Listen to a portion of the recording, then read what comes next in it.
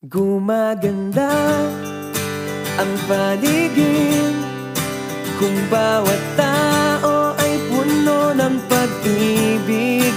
Napapawi ang bighati, masilayan lang ang iyong ngiti. Okay gandang isipin ang isang mundong puno ng pag-ibig.